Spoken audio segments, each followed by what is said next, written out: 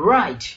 Woohoo guys, what is up, Mike here, and welcome to a sequel of my top 10 strongest generation 1 Pokemon, which is the top 10 strongest generation 2 Pokemon.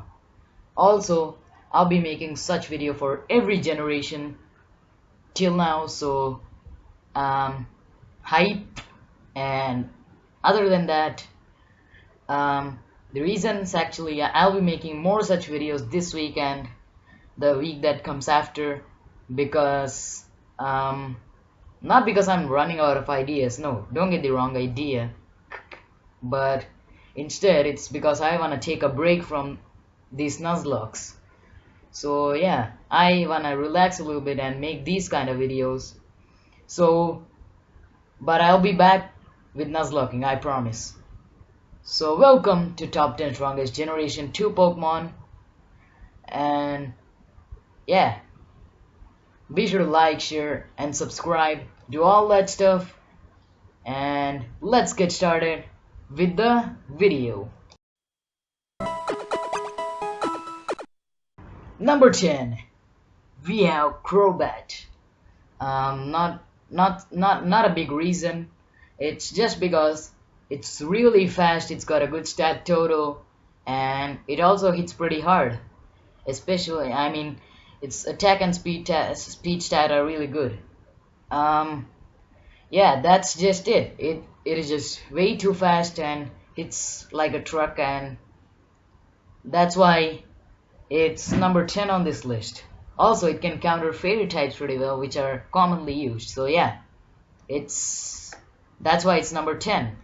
And let's move on.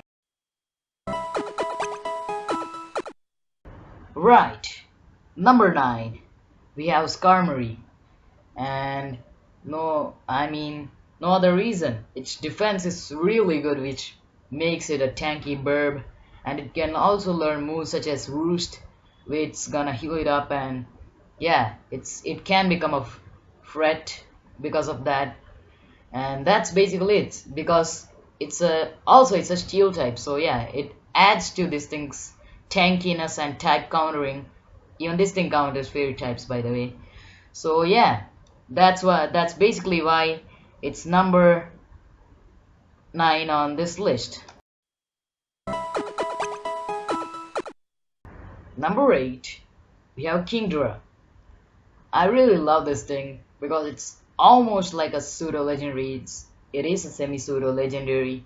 Its stat total is good, its stats are balanced, and it has an amazing typing of water and dragon.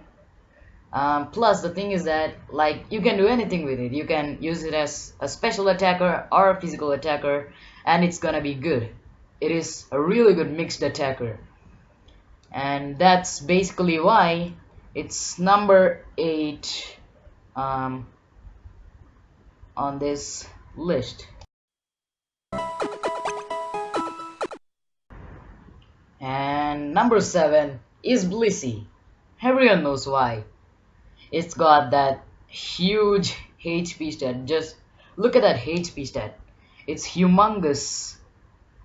That's why it's really bulky. Also, its special defense is really good. I know its physical defense is not that good, but I mean, because of its HP, it can at least survive like one turn or whatever. Plus, this thing can stall you like crazy with moves like Toxic, and heal itself up with moves like Soft Boil. Here, check out its latest Pokemon Showdown moveset. Yeah, that thing's amazingly strong, and that's why it's number 7 on this list. Number 6, we have Tyranitar. No real reason here, of course, because it's a pseudo legendary. It is really stacked with its stats, and also it's a really good offensive attacker. Especially its typing Fighting Dark. Both are good offensively but not really good defensively, and that's why it has so many weaknesses. But hey, at least it hits like a truck. Plus that Sandstream ability is very useful, and that's why it's in the thumbnail. And that's why it's number 6 on my list. Number 5, we have for Alligator, and I'm definitely not bringing it up here for its thick ass. No, that's not the reason. That's not the reason at all. But the reason is because this thing is monstrously powerful. Just look at those attack and physical defense stats. Yeah, they're pretty good. Plus it's got this ability called Sheer Force, where moves which have secondary effects have their power increase. So yeah, this thing's a monster because of that. And don't even get me started, this thing can learn Dragon Dance. Yeah, no really. That makes it again monstrously powerful. And also it can use moves like Waterfall to flinch you off. And not only that, but it's water, it's typing, it's plain water. And that's really good because it has only 2 weaknesses, which are electric and grass. So this thing hits hard and does not get hit hard. So what do you need? And that's why it's number 5 on this freaking list. Yeah.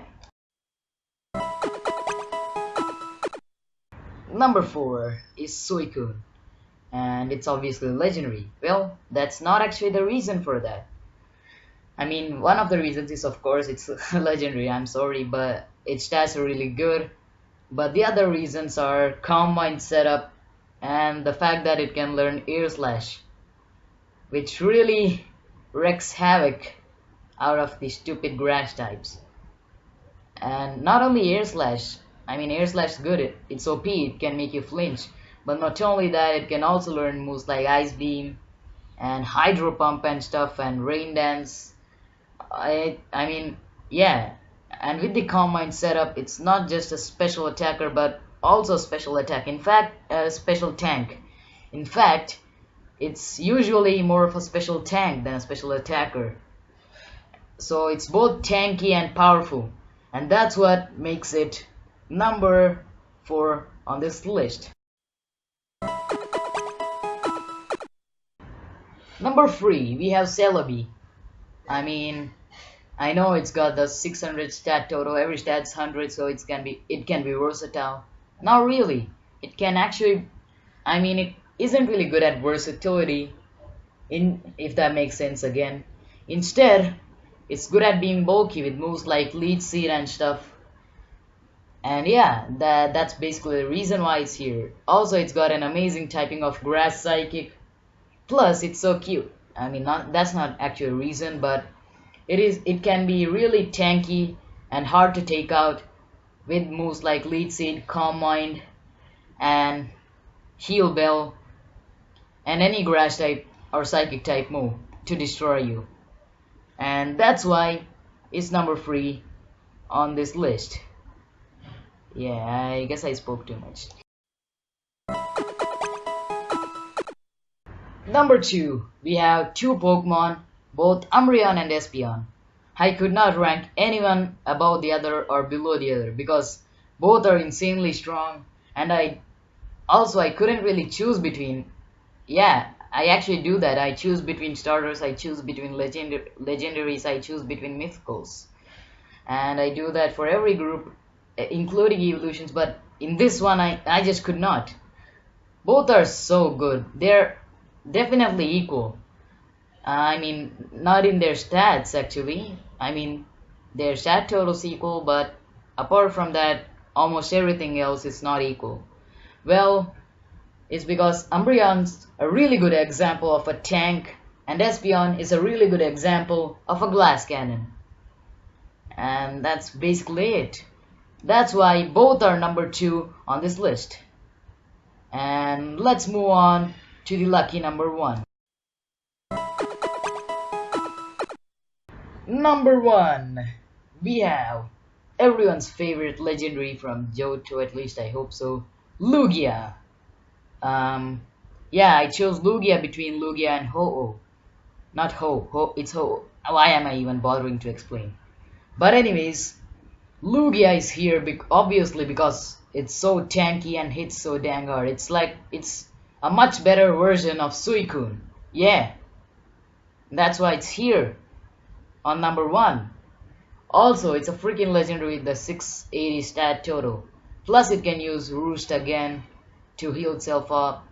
And again, that move's really awesome because it does not make it weak to ice and electric type moves for one turn, which again makes it incredibly bulky. Plus, it's got Calm Mind to set up so it can just sweep like that. And that's basically why it's number 1 on this list. No other reasons. The reason is this. So yeah, that's why it's number 1. Yeah, boy. Okay. But anyways, guys, as usual, thank you so much for watching this video. If you enjoyed this, be sure to leave a like, share, and subscribe, do all that stuff. And I'ma catch you guys next time in the next video. Until then, peace out.